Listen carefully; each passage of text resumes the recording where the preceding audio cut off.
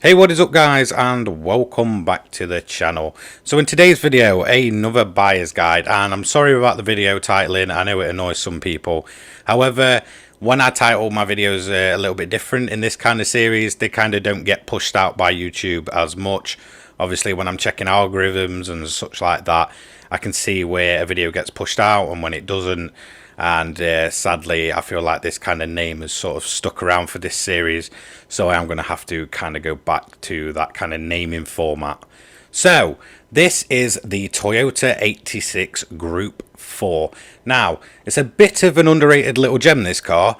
Obviously, it's more, I guess, prominent brother. The super race car, also a Group 4 car, is very much more, I guess, popular in the sport mode scene. However, I've been using this car quite a little bit, really, around the Nürburgring Nordschleife layout, which obviously we have as a daily race seat this week, and I've been pleasantly surprised. So I decided to do a buyer's guide on it. So let's talk about a massive plus point in my opinion for this car. Obviously, with the Group 4s being at the Nordschleife this week, I've been using a ton of Group 4 cars, and this one really did stand out. Now, I will use the meta cars sometimes for, like, obviously if I'm making videos on them. Obviously they do help. There's a reason they are so popular and always top of the leaderboards for the whole week. However, if I'm just kind of like chilling to myself, or I'm just playing a little bit of sport mode, I will kind of test and try different cars.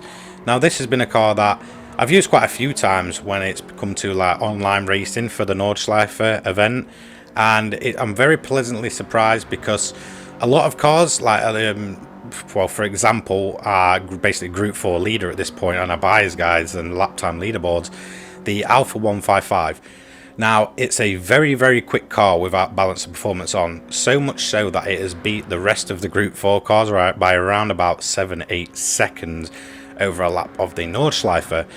Now, add balance and performance to that, and it gets very much equaled out. While it is still very much top tier, and obviously I believe it's four-wheel drive, but very grippy and such, it gets kind of leveled out by cars which again, when balance performance is off, around about 7 seconds a lap slower at the Nordschleife.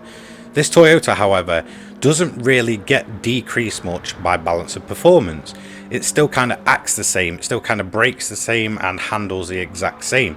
When balance performance is on, you can very much tell a difference by how a car feels with it on and with it off. This Toyota, however, does not feel much different at all. So if you want to go out of your way and kind of put some practice laps without balance performance on this, it's going to feel very, very similar to the way it feels in sport mode when it is on. So that is definitely a massive plus point for this car. It means you're able to keep consistent whether you're running just time trials or you're kind of running qualifying time trials or races, because the car won't feel any different with its balance and performance on. However, there is a little bit of a downside which you may have just noticed.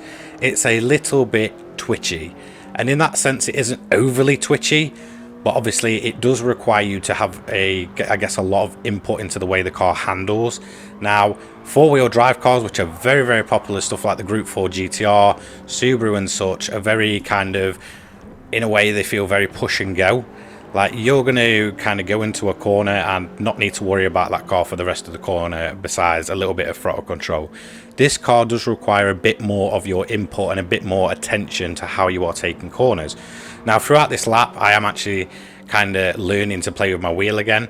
However, I'm not overly, slower than I am when I'm on a controller.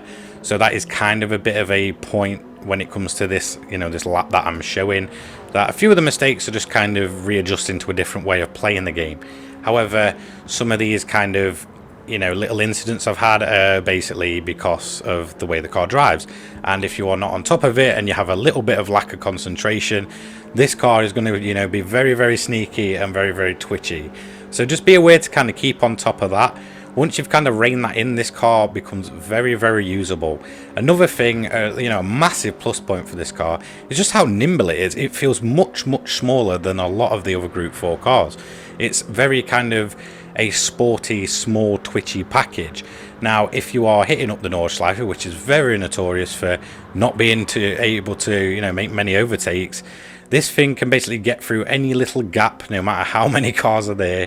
You will find a way through quite easily with this car because of its size. It feels very small when you're using it, and you're able to kind of take advantage of that size and, you know, sneak up the inside if you need to. You know, if there's a little tiny gap, you can guarantee this small little car's going to manage to make it. And I've done quite a few little overtakes in that way when doing the Nordschleife event this week. But I just kind of like looking for smaller opportunities where if I'm in a car that feels bulkier, because obviously, you know, they might not be much bigger or much smaller, you kind of have a feeling with a car depending on what view you're in. Now I usually use bonnet cam, so for me I have quite an idea of the width of the front of the car.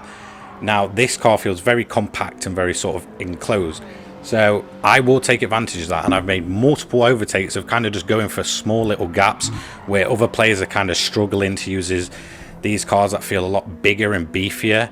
And I've kind of just took advantage of the nimbleness of this car, and I 100% recommend it if you are kind of starting towards the back. Yes, you may not have outright pace, but that nimbleness, anyone makes a little mistake or they're all grouped up, you can guarantee you are going to go for that move and basically just go for a gap that exists. If it's there, even if it's just a slight chance, trust me, take advantage of it with this little sporty package, and I can guarantee you'll boost yourself up a few places. So let's touch on the sound design of this car. So a lot of the Gr.4 cars feel very muted. Now the GTR for me sounds very, very dull. It's got such a kind of dull engine note to it. You know, there's quite a few cars that I kind of like that in this category where the sound is just so boring. There's nothing that kind of stands out with the engine note. This little thing, however, has a great sporty little JDM engine note. It's not to the point where it's overwhelming. It's kind of like quite, I guess, hidden away, and you have to just kind of listen for it, but you'll kind of pick up on the way this thing sounds as you're driving it, and it sounds absolutely awesome in replay cameras. Have a listen for yourself.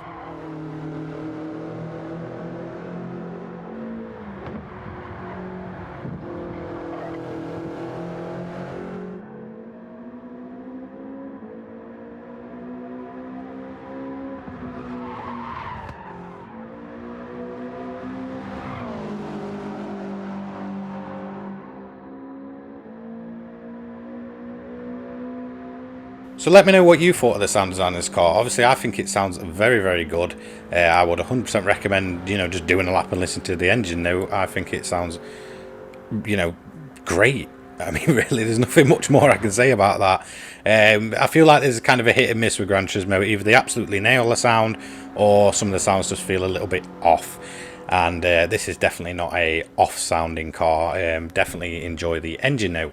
So we've obviously spoke about nimbleness before, and I would kind of, you know, give you a few tips for the daily race C, which is obviously ongoing at the minute. And like I said, I gave you the tip about nimbleness, and you know, when it comes to top speed on this track, it is definitely not the best. It's kind of, I guess, a little bit more to the lower end. However, like I said, with that handling, that nimbleness, you know, through the tight sections of the Nordschleife, you're absolutely going to make up a lot of time. And this definitely just feels like there's no weight to this car at all, which is definitely a plus point. A lot of the Gr.4 cars feel a lot more bulkier, while they may not be stats wise.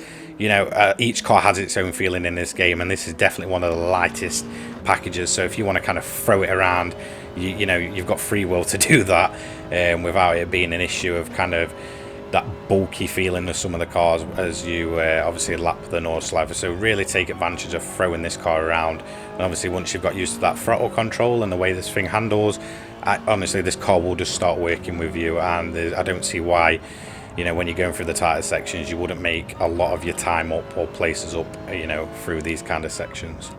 So on board, and definitely a massive shout out to the wheel in this car. I don't know why, I just absolutely love it. It kind of gives me that, like, you know, midnight street racing kind of vibe straight out of Japan. Definitely an awesome looking wheel, and definitely a cool interior. While it's still very close to the road car, that's kind of what these Gr.4 cars are like. GT4 cars very much the same in real life. And I definitely cannot complain about, you know, interior cams and sound design on board. Just have a quick listen to this.